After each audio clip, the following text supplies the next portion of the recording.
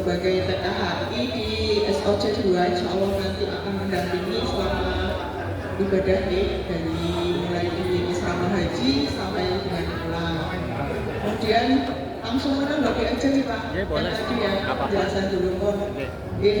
Kebetulan waktu yang format surat pertama itu kan Pak, kami mengikuti format tahun lalu yang format pendampingan kursi roda dan pendampingan jamaah Kristi. Itu belum keluar format. Kemudian karena butuh pendataan cepat, makanya kita lebih baik kita share dulu. Kemudian setelah beberapa berjalannya waktu, kebetulan untuk tahun ini kan sudah ada embarkasi YIA. YIA itu dari Yogyakarta ya. Sebagian dari Jawa Tengah masuk ke YIA.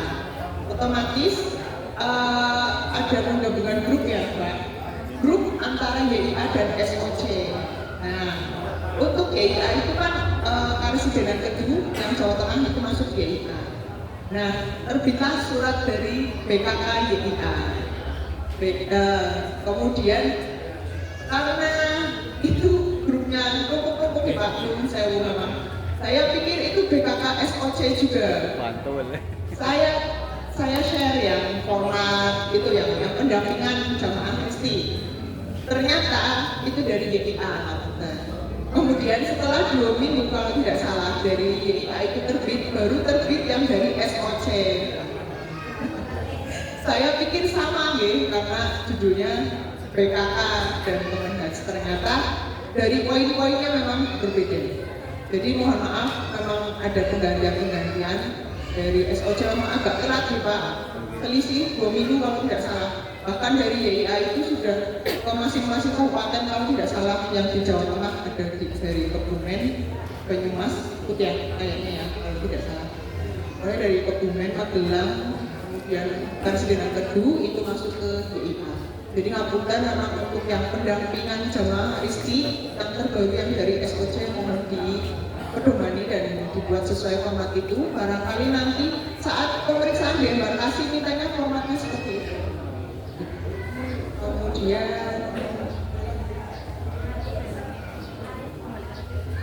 oh ya, barangkali ada pertanyaan?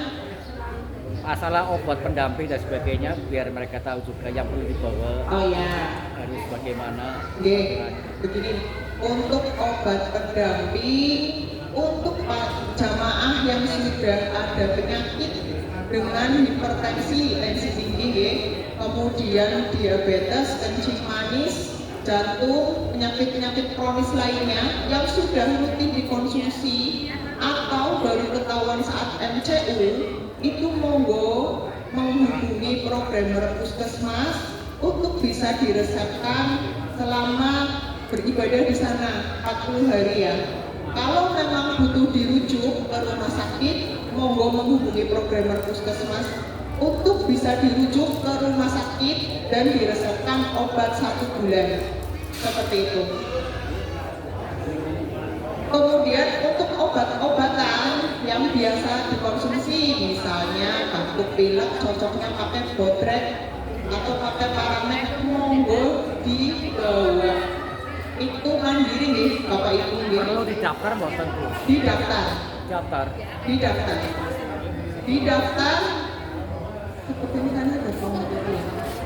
Jadi itu bocoran. Oke. Tapi kita ya. Di puskesmas itu ada yang format manual untuk pelaporan obat-obatan mandiri yang dibawa. Karena beberapa merek itu sudah ada di dalam sistem. Kalaupun tidak dimasukkan dalam sistem, maka ditulis manual. Sepertinya di puskesmas sudah ada Pak format untuk penulisan obat-obat bawaan. Kemarin di share sama Mur, cuma bentuknya foto jadi sulit. Oh, bentuknya foto ya? Iya, Nanti saya share. file. Tapi nanti saya share lagi bingung. Ya japri ke saya saja nggak apa-apa. Iya. Ya nanti saya yang mengkondisikan. Ya, nanti saya japri ke Mas Halis ya. Sepertinya sih seperti itu. Jadi kenapa harus bawa obat-obatan mandiri? Karena kita memang sudah menyediakan obat-obatan di sana lengkap.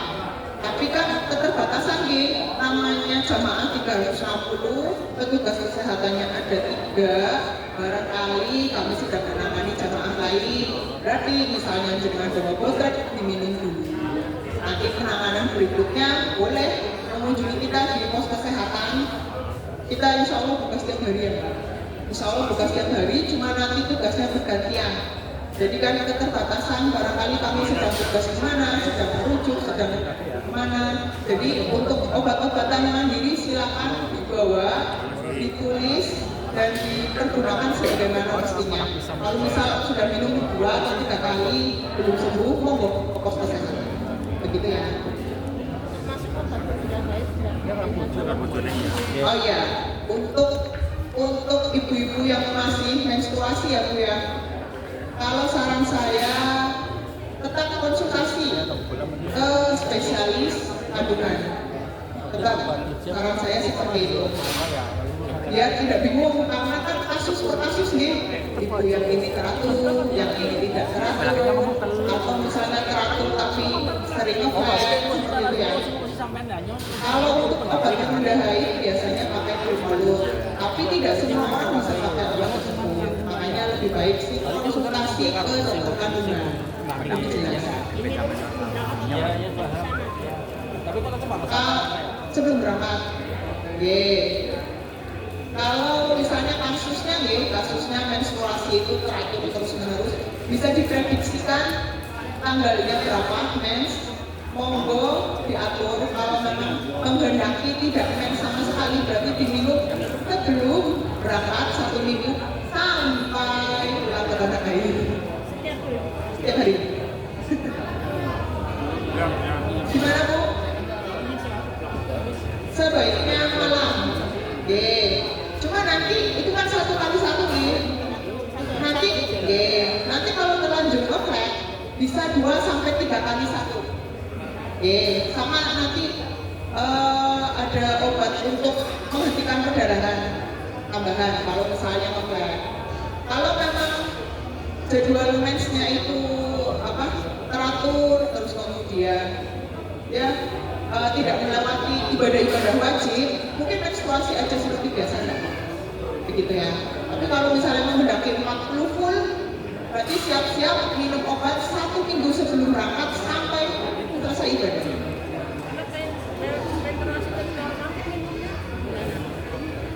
Ya itu berarti nanti diatur. Berarti 1 minggu, misalnya gitu, kita itu kan nanti berangkat tanggal 22 ya, terbang ya. Nanti umroh wajib mungkin sekitar tanggal 30 April 30 April 1 Mei itu mungkin kan umroh wajib itu ya. Nanti jenengan berarti minumnya pas berangkat tanggal 22 itu sudah minum. Berarti 1 minggu sebelum umroh wajib. Betul. Oke, ditandai 1 minggu sebelum ibadah wajib. Tapi untuk lebih amannya konsultasi dulu ya sama dokter kandungan, karena tidak semua orang bisa minum obat tersebut.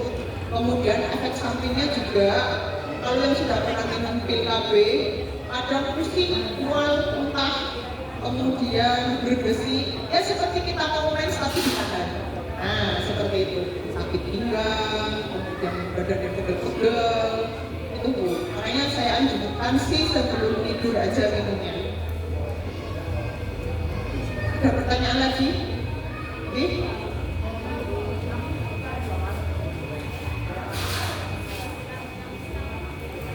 Boleh?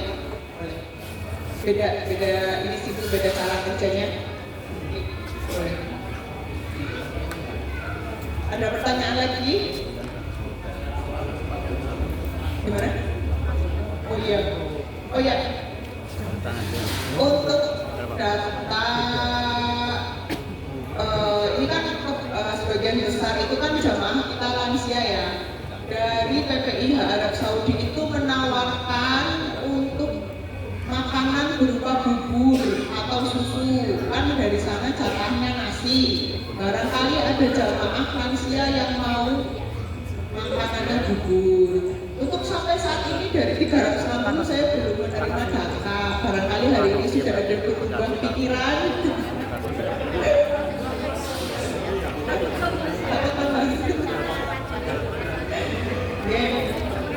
Sementara tidak ada nih Bapak Ibu.